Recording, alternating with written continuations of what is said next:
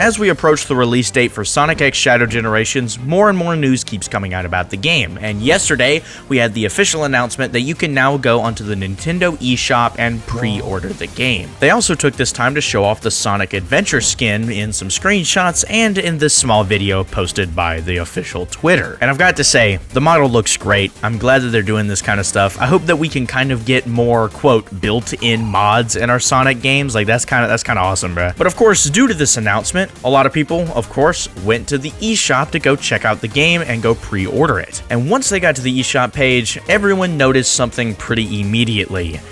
The key art image for the game was very different. Here's the one we had been seeing, and here was the, quote, new one. And so, of course, this got posted around by all the Sonic news accounts and whatever, and people started gassing this version up. Everyone was saying it looked so much cooler.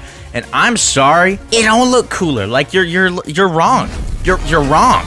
I'm gonna explain it too. I ain't just sitting here. I'm not just doing it. First off, the characters do not have well-modified shading to make them fit into the environment. When looking at the one we had been seeing, you could see that the soles of both Sonic's shoes have good shading on them to make it feel like they're actually in the environment. And all the tops of their quills had extra shading to make it seem like the light source was behind all of them. There was also really nice shadows chilling on all of the platforms that really made it look immersive.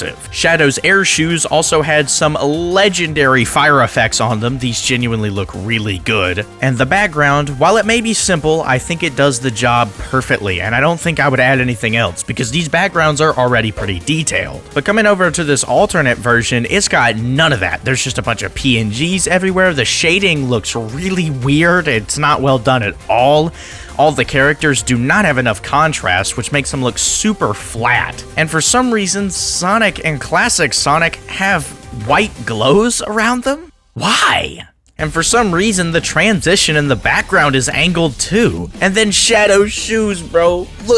Look at that, bro. It's just a Spark PNG, bro. It's not even like well painted on like the other one. Like it actually was like good effects. But like, no, this is just yellow glow plus Spark PNG, bro. It does not look good. I saw so many people saying that the Chaos Spears in the background and angling Shadow was so cool. And I just... No, angling Shadow actually makes it worse in my opinion too, because like it doesn't even look like he's standing on the platform at all anymore. So, moral of the story, this cover looked really bad, but thankfully we were all actually baited because this was a mistake. After just a few hours, the image was changed back to the one we had been seeing. Whew, that's a relief. So looking at this, we can pretty confidently say that Sega accidentally put a beta version of the key image on the eShop. And it's kind of interesting to look at because you can see that everything just is underbaked. Just every element of it is just undercooked. But in the final version, there's so much more polish and everything just fits together a lot better. But I will say at the end of the day, it is very interesting to get that look into what the cover could have looked like with those Chaos Spears and all the other ideas thrown around here. So that about wraps it up for this video. I really just wanted to talk about how goofy this whole thing was, bruh. People gassing up this cover that doesn't look good at all. I'm sorry, not sorry. And then it getting changed a little later. They're like, no! This joke was ridiculous. I just had to talk about it. So I do hope all of you have a great day. God bless.